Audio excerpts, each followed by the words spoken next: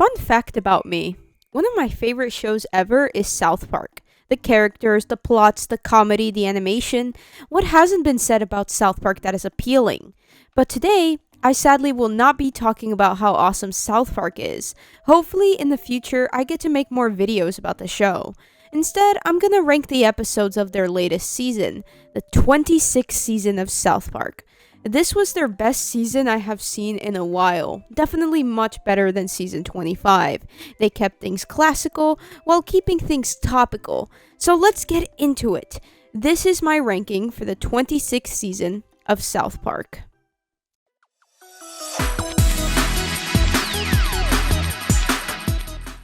Cupid Ye is number 1 on the list because it was really funny.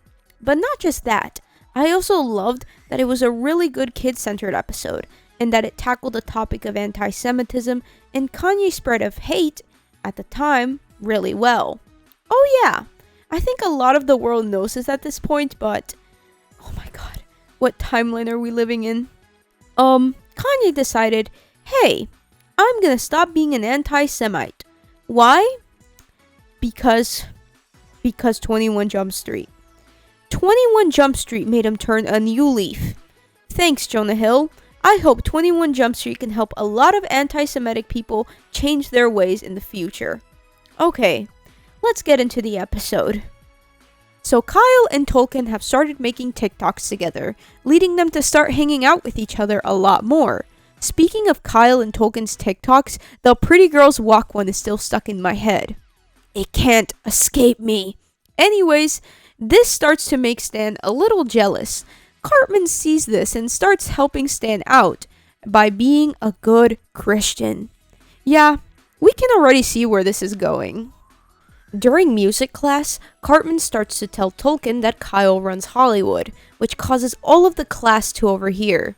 Then during lunch, we see Cupid Ye again.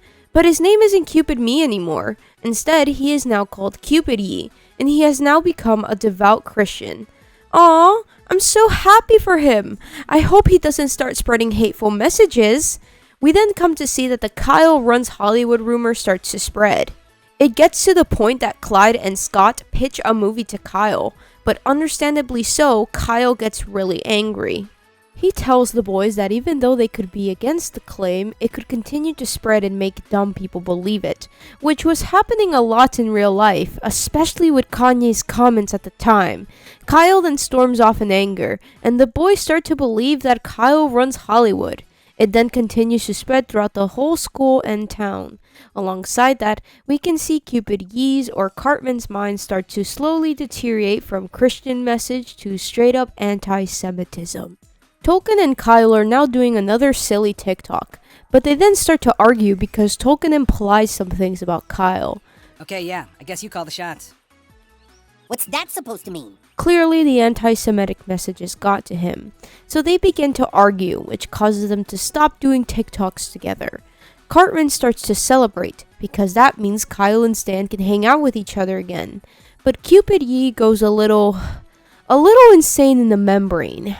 Cupid Ye starts to say that they could start spreading their, oh my god, I don't know if I could say this, their bad fascism German group message, if you catch my drift. He continues to also say that the bad German man was a good Christian. Cartman gets a little concerned and starts to ask Cupid Ye if he is okay, which he clearly isn't because he continues to preach hateful things. He then breaks into a car and starts to go crazy. The next day on Valentine's Day though, Cupid Ye starts to go insane, to the point that he begins shooting arrows at everyone throughout the whole school. But it's not Cupid arrows, it's the bad fascism German group arrows. This then leads to the whole school becoming hateful towards Kyle, complaining to him about big movie decisions that are made in Hollywood, decisions that they despise, like more superhero movies. But wait, Stan and Tolkien come to save the day. Stan then finally admits to Kyle that he was jealous of their silly TikToks this whole time. But before anything, Cupid Ye calls on his mob to gang up on the three, but Cartman comes right on time to give him his meds, and Cupid Ye becomes Cupid Me again, and instead of spreading hate, he starts to spread love throughout the whole school.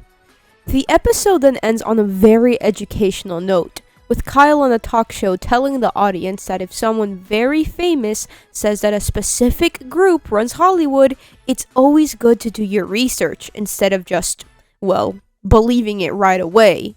According to Kyle, with very little research, you will find that the entertainment industry is run by thousands of different people and companies. Kyle then continues on, telling the audience that back then, Jews were turned down from many industries and jobs because of anti-Semitism. These Jews would then turn to vaudeville. At the time, things like theater were considered improper for the average good Christian, so a lot of Jews moved to California and founded the first big movie studios that we watch movies from till this day. Also, making movies at that time was also considered too low class. A proper portion of people that run Hollywood today are descendants of those past immigrant Jews that made Hollywood what it is today. So that's why a lot of Jews work in the entertainment industry today. Their families basically created it. After Kyle finishes his speech, everyone starts to cheer. They loved his speech so much that they gave him the power to run Hollywood. And what makes things funnier is that in the credits, Matt Stone mostly gets credited for most of the stuff, while Trey Parker is put as an assistant to Matt Stone. So, in summary, like I said before, I put this one high on the list because it tackled the subject of Kanye's spread of anti-Semitism really well. Like, it showed the audience how easy and fast it is for hateful ideas to spread, like Cupid Ye was doing to the school. Also, I loved how they used Cupid Ye to represent Cartman's very declining mental health, referencing the fact that Kanye's mental health was a big topic of discussion at the time. And they did all of this while still staying comedic. One more thing I must mention is that this episode is also on top because it's a kid-centered episode and because it's simple, which is what we're going to see more of as we continue this ranking. Before I continue on, there is one more thing I have to say. I am now a little confused about Cupid Ye and Cartman, because this episode confirmed Cupid Ye and Cartman can be separate from each other. But then there was this scene in the episode where Cupid Ye entered Tolkien's room while he was sleeping, and when Steve walks in, we see Cartman sneaking out instead of Cupid Ye. So is Cupid Ye Eric, or are they separate? Because this question has been on my mind since I finished the episode. And I bet others have been having the same thoughts too. Hopefully, we will get the answer in a future episode. Anyways, let's move on to the second episode on our list.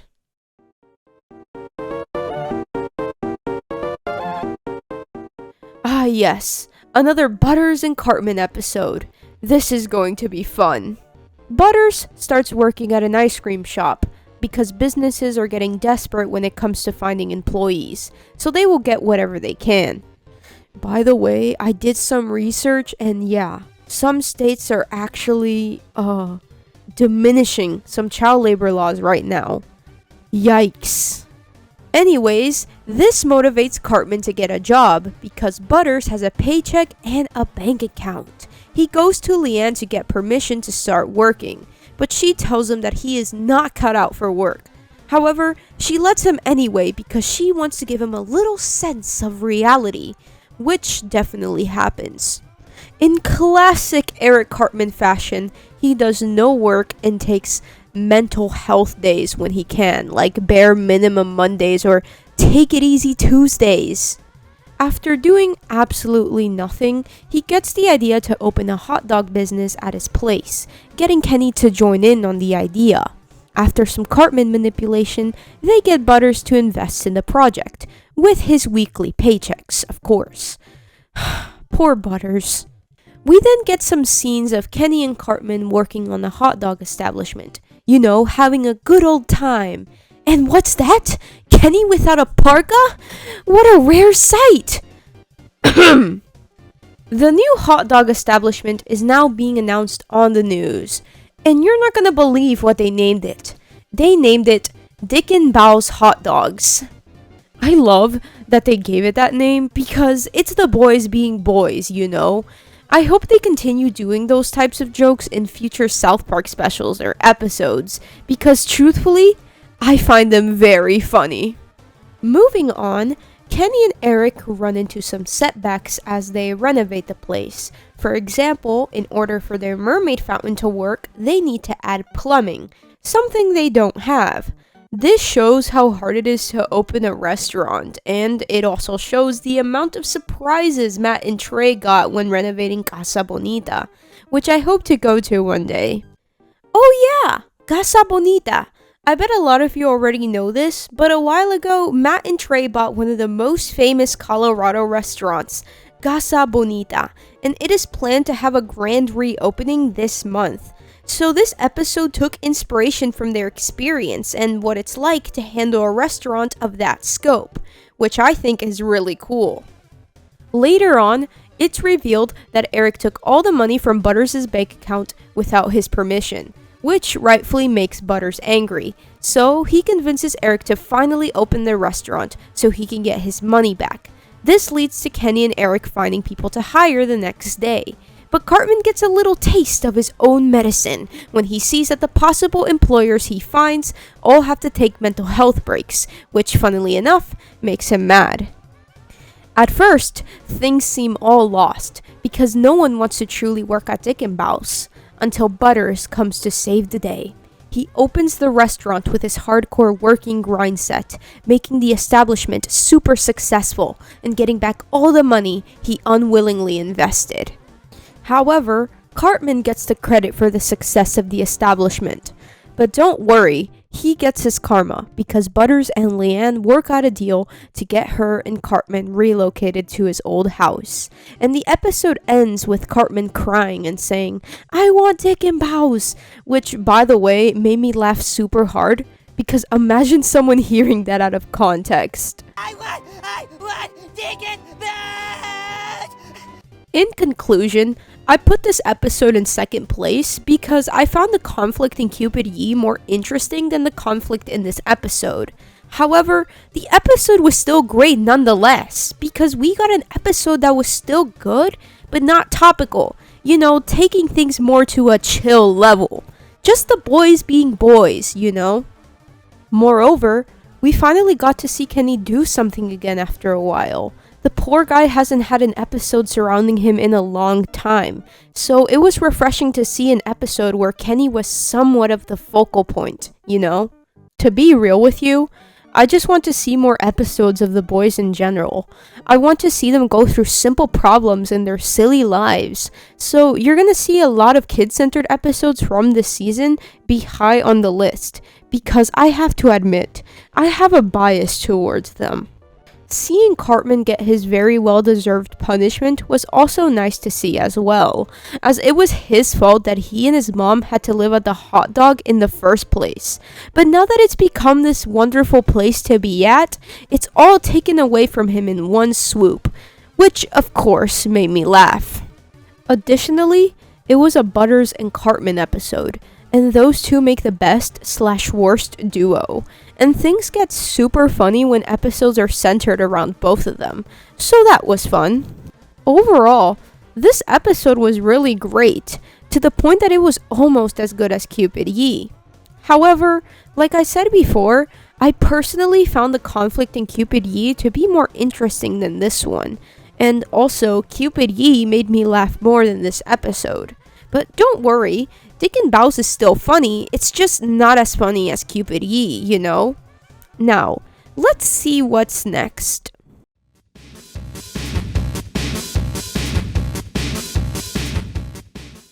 In this episode, South Park takes on the subject of AI, or ChatGPT.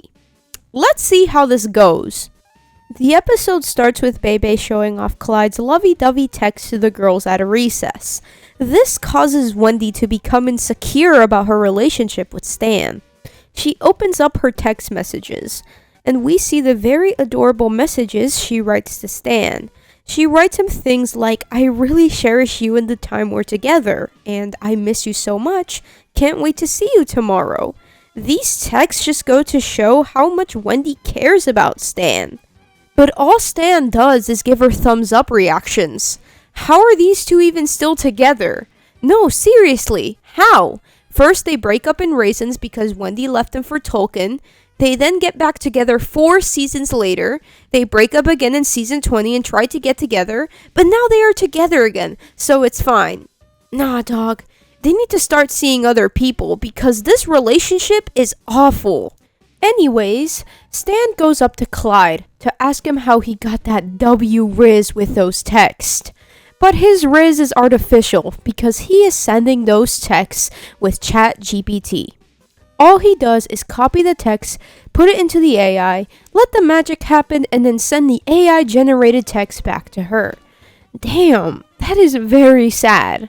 But hey, Stan goes on to do the same thing. I feel so bad for Wendy throughout this episode. Poor girl doesn't know that she is getting AI generated responses. The next day at school, we see that Clyde, Stan, Cartman, and Butters are using ChatGPT to write their essays. Cartman gets very confrontational, making a pact with the boys to keep their cheating tactics a secret, because if they don't, everyone is going to start using ChatGPT, and then they are going to get caught. Mr. Garrison then starts using ChatGPT to grade all of his papers, so he can have more free time. In the same scene, it's also implied that his boyfriend is using ChatGPT to respond to all of his texts as well. Stan and Wendy are now on a date. Wendy tells Stan that she is happy about the fact that he is putting more effort into communication, and that just simply talking to him has made her feel less lonely. This leads to Wendy telling Stan that she talked about some private things that happened to her when she was 6. By the way, what happened to her? Was it super bad? I hope not, and I am now wishing for a future episode that explores this, because I hope nobody has hurt Wendy. Anyways, this is the consequences of Stan's awful actions because he realizes that he missed out on some emotional conversations they had. Conversations that, by the way, were super important. Back at school, trouble is brewing because now there is buzz going around that someone is using AI to do their schoolwork. So they hire this mage, I want to say, to find out who is using AI for their work. While that's happening, Mr. Garrison and Stan talk to each other about the use of AI. This conversation is important because it highlights how we should use and manage AI. Mr. Garrison says that he uses it as a nice writing assistant, but when Stan says he uses it to respond to Wendy's texts, Mr. Garrison rightfully gets angry, since Rick, his boyfriend, was doing the same thing. AI is a nice tool to use, especially when you need help on things. But if you're just using it to write for you or do things for you in general, you're not going to get something good. I always say this, but when it comes to creativity in general, there is always something special about the human touch that adds to that creativity.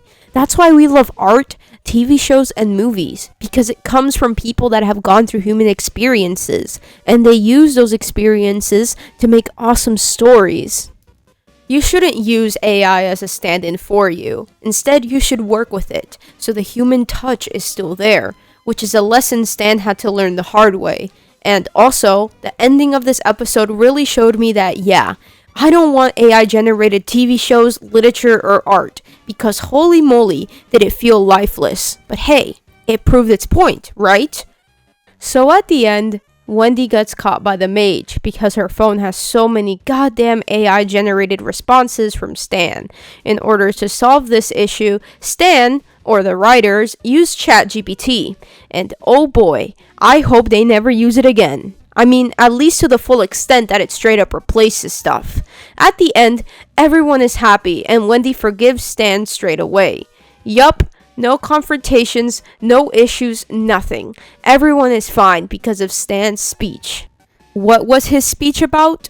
Well, Stan talked about how important it is for everyone to have access to AI, or else corporations will take it over, so they can have the unfair upper hand. And believe me, we do not want corporations to have the upper hand, especially when it comes to AI. After he finishes his speech, everything continues to be happy and normal, and then the episode ends, with ChatGPT being in the writing credits. So what did I think about this one? It was good, but not as good as Cupid Ye or DickinBaus Hotdogs. However, I put it here because, well, it's another kid-centered episode, and it is totally in character for Stan to use AI to talk to his girlfriend. Also, we got some classic Mr. Garrison, so that was fun to see as well. It wasn't as comedic as Cupid Ye or DickinBaus Hotdogs, but it was still good in some form. Like I said before, I just like to see the kids in South Park be kids, you know? Oh yeah, and I loved the message at the end they gave about AI and the importance of the human touch, like I was talking about earlier. The ending really showed how lifeless it felt when ChatGPT generated everything for the writers. AI needs humans because of our emotions and experiences. If big corporations started replacing us with robots, I sometimes think about how things would be boring. Think about AI art, for example. It learns how to do art from other pieces of artwork, most of the time stealing art from others. And to be real with you, every time I see AI art, things feel lifeless and boring to me. I want something new, not something that just recycles shit from the past. And that's the beauty of art, especially when it comes from humans. Artists have different styles, different imaginations, and ideas. We can come up with new things, and that's why AI can't fully replace people like that. It would lose that human emotion. But anyways, in conclusion, this episode was great. Not as awesome as the last two, but still good. Let's move on.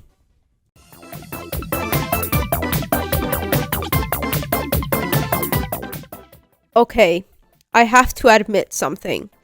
Going in, I kind of knew nothing about Prince Harry and Meghan. Like, I had seen references of them here and there from comedy shows or YouTube videos, but I never fully knew why they were so hated.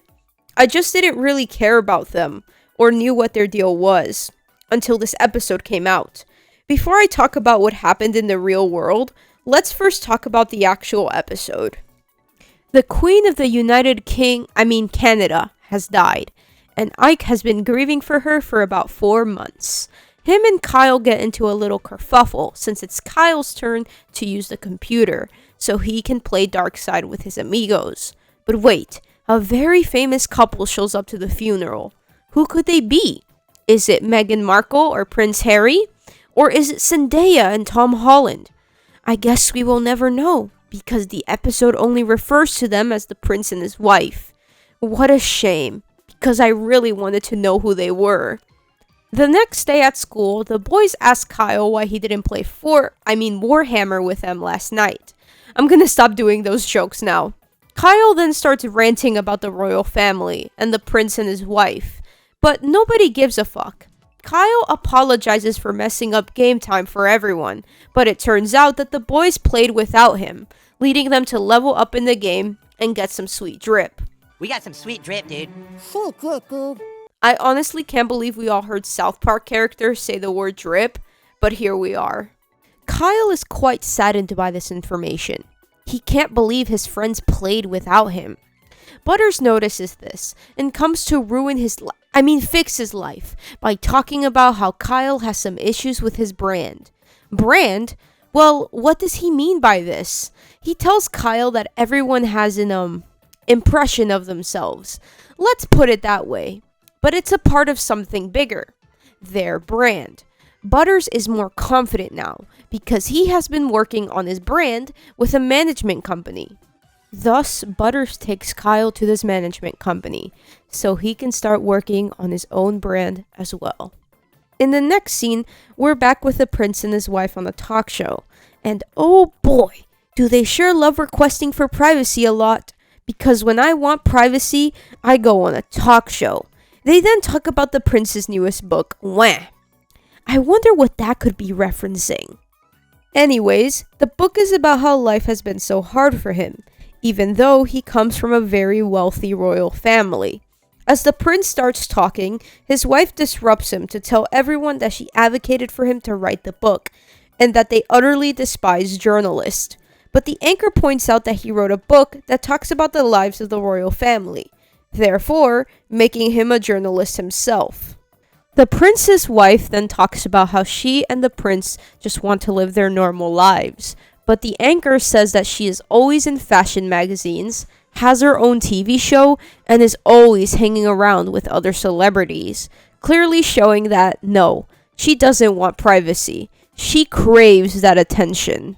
But when the anchor says this, the prince gets confrontational and angry. The couple then storm off, demanding their privacy. So they go on a worldwide privacy tour, telling everyone around the world that they want their privacy. They even tell it to kangaroos. Sorry guys, they just need their privacy. They need to get that point across, you know? We're now back with Butters and Kyle is trying to get some ideas for his brand. As he skims through the options with the manager, he can't seem to find any brand that actually fits him as a person. But the manager reminds him that it's not about who he actually is. It's more of a, how many people can I appeal to type of deal. Also, a common thing with the brand suggestions is that victim is always one of the features in each of them. Golly gee, I wonder why. The prince and his wife decide to move into South Park because his wife says, If we moved her, then people would think we're really serious about wanting to be normal. showing that she doesn't really care about privacy and more about what the public thinks about them. They then roll into South Park with their fancy jet and move into Cartman's former house. They already start causing commotion as soon as they get into town, because the next day at school, Kyle continues to talk about how annoying the prince and his wife are. But as usual, the boys don't care and just want to continue getting that sweet drip. Kyle tries to get them back by listing his traits for his brand, but they don't really give a crap about it. Later that night, Kyle is trying his hardest to work on his brand. But the prince and his wife are being very disruptive, still telling everyone that they want their privacy. The couple are launching fireworks into the air, yelling into megaphones, and are just being super loud in general. Because when I want my privacy, I scream as loud as I can so my neighbors can hear me. The next day at school, Kyle won't stop going on and on about the prince and his dumb wife. But the boys outright tell him that they honestly don't care about the prince and his wife. Kyle even tells them that he feels the same way. But Jimmy then asks him why he is always complaining about them if he doesn't really care. Kyle responds by telling them that they are just always in his face, all the time. He tries to continue on with his rants, but the boys just leave him. Kyle goes back to the brand management place to improve on his brand. The manager tells him that he can't just say he has specific traits, he has to actually work on them. Kyle tells the manager that he feels like his brand doesn't fit him as a person, but the manager tells him again that what matters most is your exterior, not your interior. So he helps him make a new brand, with different traits this time. Kyle's new brand now has the traits of being super cool, thick-skinned, and nothing bothering him at all. And, of course, we can't forget the infamous trait of being a victim. Kyle is now on his way home. As he arrives, he sees a bunch of magazine covers of the prince's wife all over his door. But Kyle knows much better now, and decides to just walk into the house and ignore it. Predictably, the couple get angry, and the prince's wife decides to say that Kyle victimized her because she is an ethnic woman. The prince doesn't stand for this, so he starts rubbing his privates on Kyle's window. The prince fails to get Kyle's attention, so he and his wife start bitching about it in their house. He then reassures his wife that Kyle is definitely not gonna get away with this. The next day at school, Kyle is a completely different person. He is confident, doesn't care about stuff, and is super thick-skinned. Essentially, he is flexing his new brand to everyone. He then wants to thank Butters for helping him out with his new lifestyle, but when he goes to thank him, he notices that Butters is getting punched by Bebe.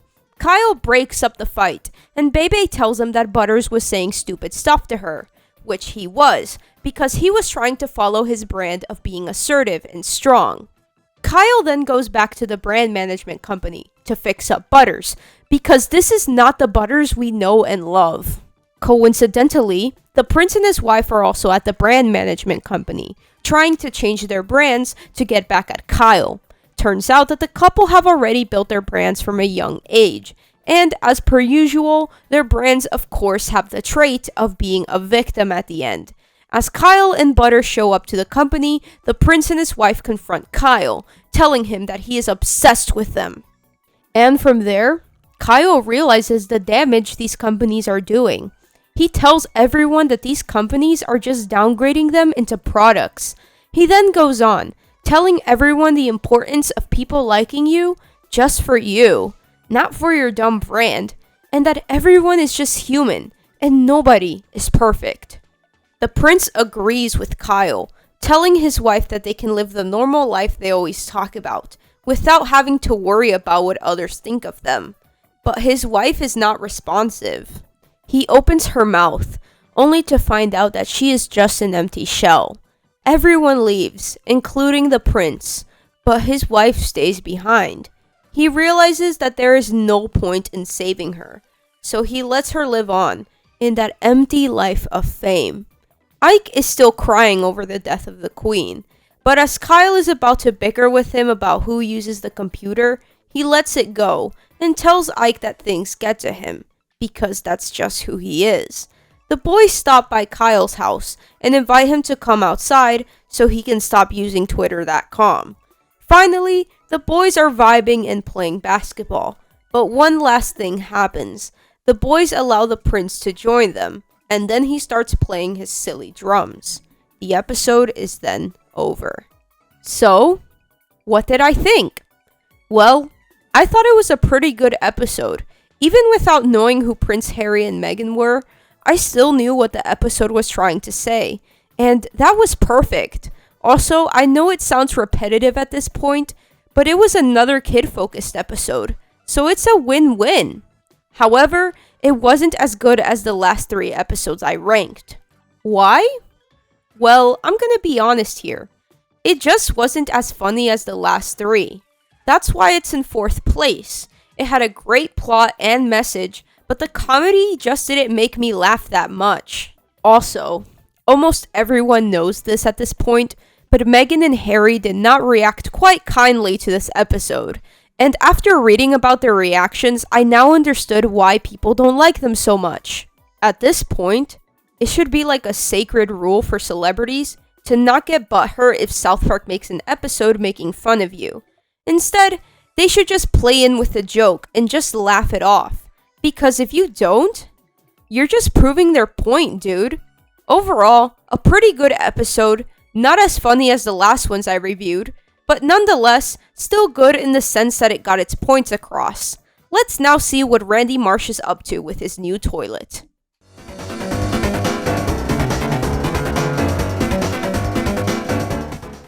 Hey! It's another Randy Marsh episode. Why did I place this one so low on the list? Well, the episode was kinda meh to me. But before I give my thoughts, let's talk about the actual episode first. The toilet at the family farm is broken down, and it is now Randy's job to find a new toilet. As he searches, he discovers the very high-class Japanese toilet. It has a tablet, and it cleans your booty much better than any piece of toilet paper can. Predictably, Randy buys the toilet. And who wouldn't? Those toilets look awesome. But he starts getting a little egotistical.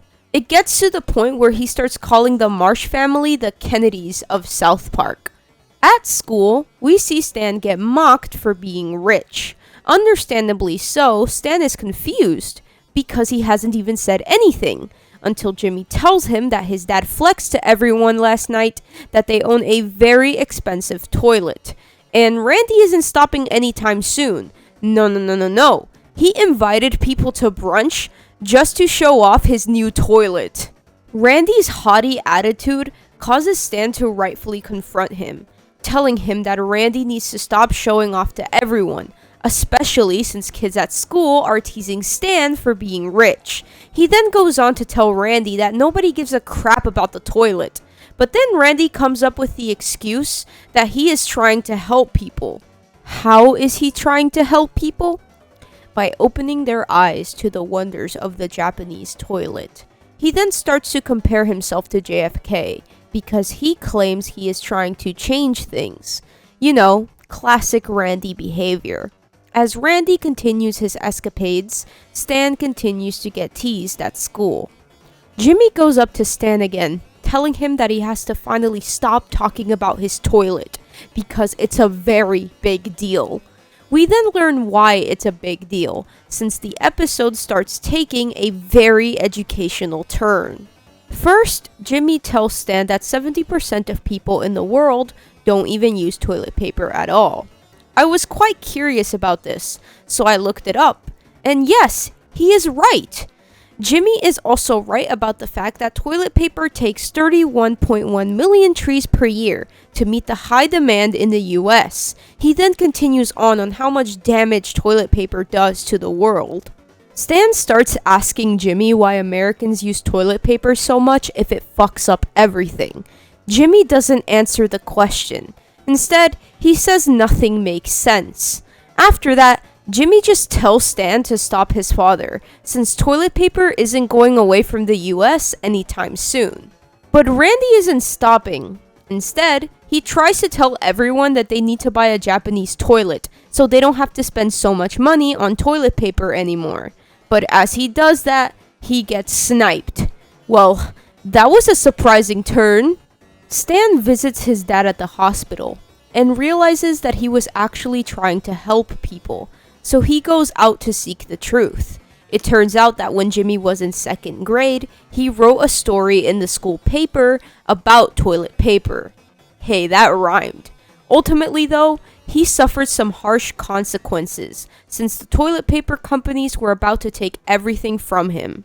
According to Jimmy, toilet paper companies are worth billions of dollars, and taking away toilet paper, even though it causes a lot of damage to the world, is obviously taking away all that money from those companies. After hearing this, Stan tries to continue his father's mission, but Randy stops him by saying toilet paper is a great product. Clearly, he just doesn't want to get hurt again. They go back to the farm, and Randy digs up the old toilet. And the episode ends on a sour note, with Randy saying that it's great to stick with the old things you have, since upgraded things just become normal over time. Hoo boy! So what did I think? Well, overall, as I said before, I thought it was a meh episode. I didn't find this episode very funny, like at all. But hey, at least it was still entertaining, and educational as well. Because of this episode, I learned the ways toilet paper hurts the environment. And not just the environment. Toilet paper hurts us as well, since it doesn't clean us as well as water does. Not to mention all the problems toilet paper can cause to our bottoms when we use it. Also, I liked that this was a good old Randy episode. Just Randy being silly, you know? But I don't know. Something about this episode didn't give me that spark that Cupid Ye or DickinBaus Hotdogs gave me. I really don't know how to explain it. But in conclusion, this episode was but I hope to see more classic Randy episodes in the future, like this one. Let's see what's next!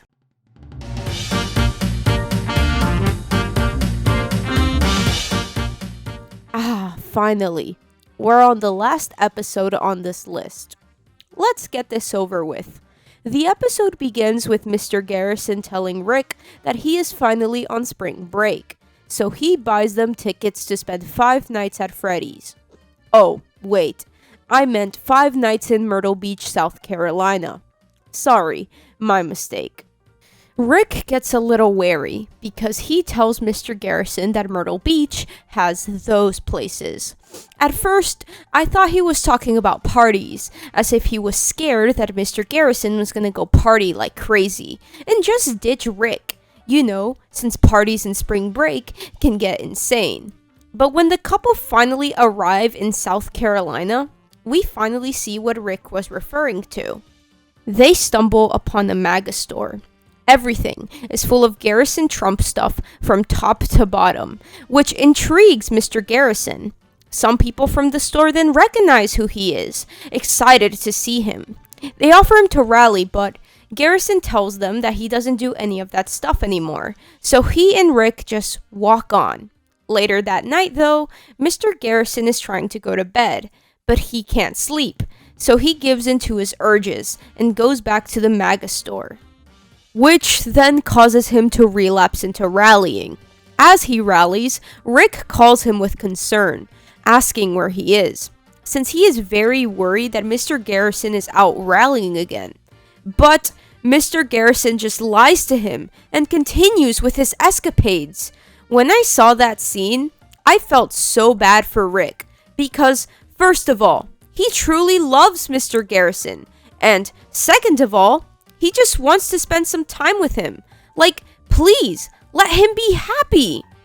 Mr. Garrison's shenanigans are starting to have some dire consequences on his relationship with Rick, because the next day, he doesn't watch the sunset on the beach with Rick. This leaves Rick very saddened and lonely. He then leaves him again to go rallying at a MAGA convention, and when Rick finds out, oh boy is he disappointed.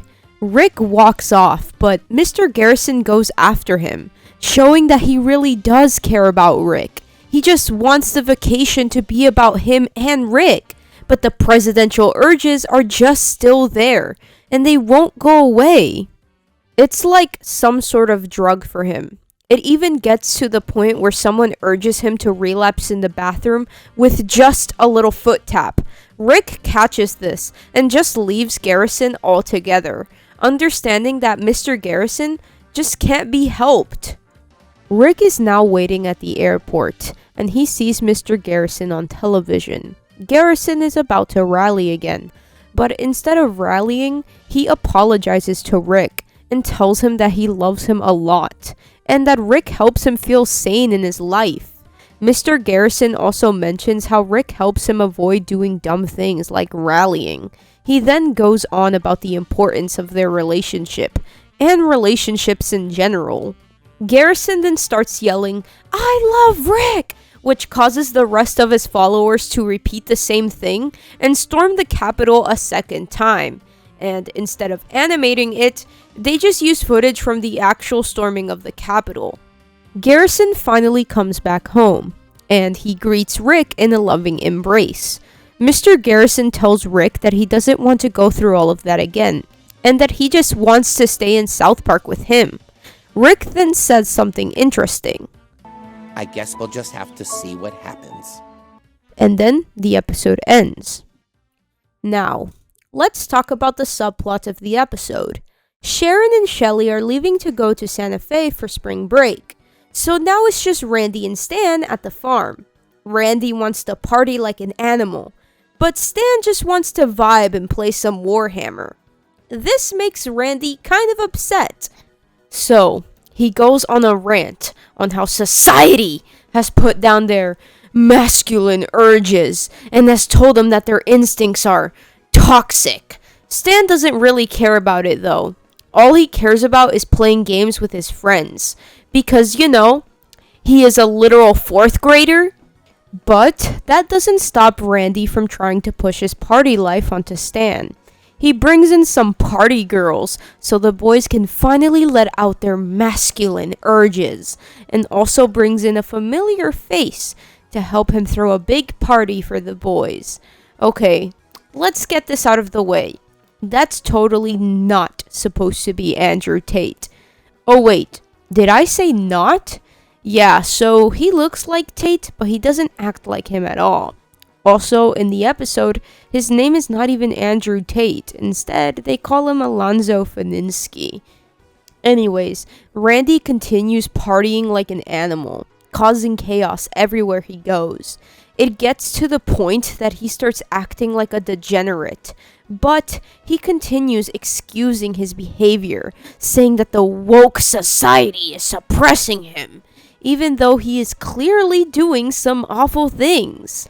It gets to the point that he is about to get arrested, but instead of wanting to face the consequences, he goes on about how the media is putting down manliness.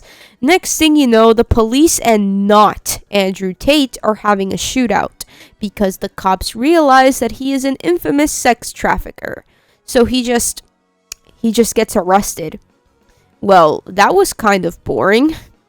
The plots come together with Randy lying on the couch, watching Mr. Garrison's speech on television. This leads him to start sobbing, so he calls Sharon to come back home. So she and Shelly come back from their vacation.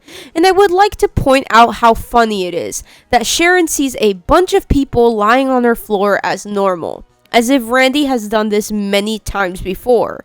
And Stan just gets fucking lectured for innocently playing Warhammer. Oh yeah, and after that, the episode just ends. Okay, let me admit something. This episode was mid.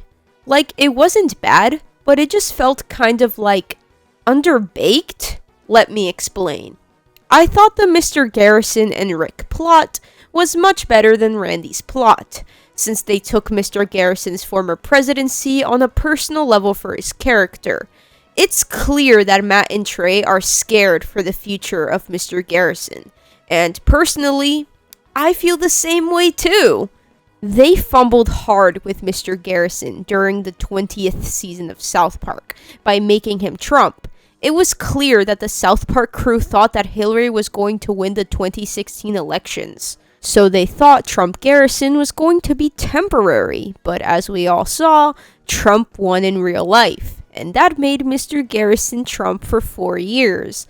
And, they genuinely don't want to go through that again. And I don't either. Why? Because I want to continue seeing good old Mr. Garrison. When he becomes the president, it's like he's not himself anymore. And that really sucks for me. So we're going to have to see what's in store for Mr. Garrison's future. Also, I want to see more of Mr. Garrison and Rick in the future because they make an entertaining couple. So I can't wait to see what they're up to. And another thing, the Garrison and Rick plot wasn't that funny to me, but it felt more emotional to me, so that was good. Now, let's talk about the Randy subplot. Yeah, this subplot is what made me put this episode last on the list. They put not Andrew Tate in the episode, but they did absolutely nothing with him. So what was even the point of putting him in there if he's just gonna stand there and just not do much? Also, most of the things Tate talks about were coming from Randy, so I really don't see the point of putting him there. I mean, it's not like the point of the episode would change without not Andrew Tate, you know? Additionally, the jokes in this subplot were not that funny. It seems like they couldn't come up with ideas in such a short time, which I understand. But I feel like if they just gave them more time, the episode could have been better. Also, the subplot didn't tie well with the other plot. Garrison and Randy were going through two completely different things that didn't feel connected at all. I just hope in the future, if they bring up not Andrew Tate again, they make things a little better and funnier, you know? Hey, at least we can look forward to having not Andrew Tate as a boss fight in the new South Park game. Overall, this episode was just mid, and it was not funny at all. But hey, at least it's not the worst South Park episode ever. In conclusion, South Park's 26th season was awesome, and it is definitely much better than other seasons we have gotten lately. This season had some things that felt simple, but topical, and I loved it, and I hope to see more of that in the future. Another thing, by the way, that I loved is that this season had a lot of options. Sure, there was topical stuff as usual, but there was also some character stuff. Like, for example, the Mr. Garrison episode focused more on Mr. Garrison than real-world events.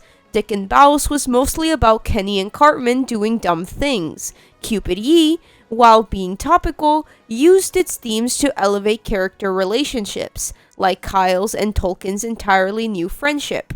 You get my point. There was an assortment of episodes, so any South Park fan could get their cake and eat it. Finally, we're at the end. All I have to say now is, thanks for watching this video, and I really hope you enjoyed it. And thank you for 400 subscribers! I can't believe I have already made it this far.